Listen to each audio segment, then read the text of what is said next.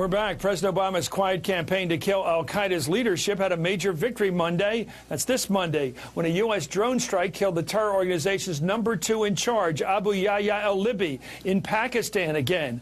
Why isn't the president getting credit for his campaign against al-Qaeda, which is hitting the top people? Brian Katulis is a senior fellow at the Center for American Progress, and Michael Hirsch is the chief correspondent for the National Journal. Well, let me ask you that. Why don't we start here? But first of all, here's Jay Carney trying to explain the importance of this killing of Al-Libi. He called it a major blow to al-Qaeda. Let's watch. There is now no clear successor to take on the breadth of his responsibilities. Al-Libi's death is a major blow to core al-Qaeda, removing the #2 leader for the second time in less than a year, and further damaging the group's morale and cohesion, and bringing it closer to its ultimate demise than ever before. You know, let me go to Brian on this. It would seem to me that W would be doing a hot dogging on the front steps of the White House in his cowboy boots if this was going on under his watch. And here you have Obama doing it in a quiet sort of way. The public's not paying attention to this killing at the top, are they? Well, it's clear that the economy is the #1 issue, but President Obama's record on national security has been so strong, it's almost as if many people have not noticed. I mean, we got bin Laden, we've decimated the core of al-Qaeda, and we've dealt with a lot of the problems that, say, 4 or 5 years ago everybody was worried about. We're out of Iraq, and we're winding down the war in Afghanistan. So I think the president, when you look at the poll ratings, he performs very, very well on national security, stronger than other areas, and it is an asset. It's neutralized this national security deficit disorder that some people thought Democrats suffered from after the Vietnam War, and it's a pretty strong suit. But I think, you know, the big issues of the jobs and the economy are going to be obviously where the election is fought out. You know, Michael, it sounds like in the old days when you dealt with inflation and there wasn't any inflation, you didn't get any credit for it because there wasn't anything to complain about. Therefore, there wasn't anything to deal with. Everybody ignored it. And this time, if you're dealing with a foreign threat that really scared the heck out of us in 2001 and did frighten us and hurt us badly as a national wound, and here we are feeling pretty secure, I think, compared to where we were a few years ago, and nobody gives anybody credit for it. No question, a certain amount of complacency has set in, and you've had, apart from the bin Laden targeting, which, you know, did make big news and did give Obama something of a bump for at least a little while, what you've had here is a sort of a drip, drip, drip of, you know, one al-Qaeda leader after another. Most Americans have never heard their names before. In total, I think it has been enormously effective against al-Qaeda to the point where traditionally al-Qaeda in Afghanistan and Pakistan is no longer the main threat. It's the new offshoot of al-Qaeda in the Arabian Peninsula. But people don't pay that much of attention to that. And as Brian said, the economy has become so much the all-embracing issue that this is, at best, is going to be a slight edge for Obama.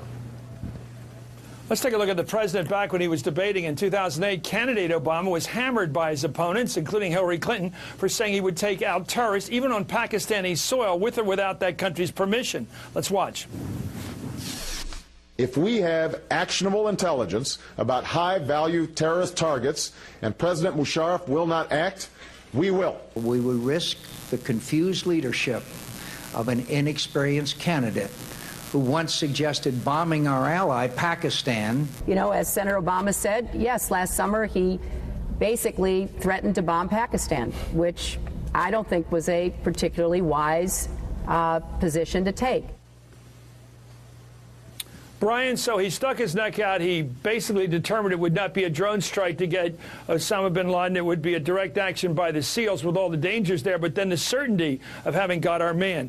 Let me ask you, when you look at the world right now, who has the capability to hurt America here in America? Who can hit us, not existentially, nobody's going to do that, or strategically, but who can do real harm to this country right now? Anybody? Well, right now, when you look at the al-Qaeda affiliates in places like Yemen and Somalia, those are cause for concern, as we've seen from recent news with some of the recent plots. And that's why getting this guy Al-Libi was essential. Al-Libi was the #2 who served as a key link to the al-Qaeda affiliates in those places. And taking him out was, I think, essential. And I got to add, we took him out in a part of Pakistan where, under the Bush administration and in those clips in 2008 that you just showed, we essentially had a situation that those those areas were seeded in tribal deals by President Musharraf at the time. We had a very passive approach, and what we've had under Obama has been a very aggressive approach to go after the al-Qaeda core and these key links. So I would say it's the terrorist groups in Yemen and Somalia. Another threat, quite clearly, is the cyber threats that come from many different parts of the world, Russia, China, and other things, which I think are very real and new threats, and I think this administration's moving to address that. And then, quite obviously, Iran and the role that it plays in the Middle East and in the Gulf region, and its attempts to support terrorist networks. They're a grave threat. But on all those fronts, Michael, I got to go to Michael on vigilant. this. Michael, can Iran hurt us? Can Iran hurt us? How does it hurt us? Through Hezbollah? Who do you see as a threat to the United States now here in America? Well, I mean, I agree with what Brian just said. I think the asymmetric threats of various kinds. I mean, obviously, what we've both been most concerned about when our troops were still in Iraq and now in Afghanistan is the IEDs, the night attacks that target our soldiers there. As far as the homeland, cyber threats from China. And, possibly an asymmetric threat from Iran through Hezbollah contacts in this hemisphere, although we haven't seen anything very credible with that. I will say that the Obama administration has been trying to get this message out here that they're countering this. Okay, thank you. Gentlemen, it's great to have experts. Yeah. We have to go. I'm sorry, Brian Katsulas and Michael Hirsch. I think that Hezbollah concern unleashed by Iran is always there in danger.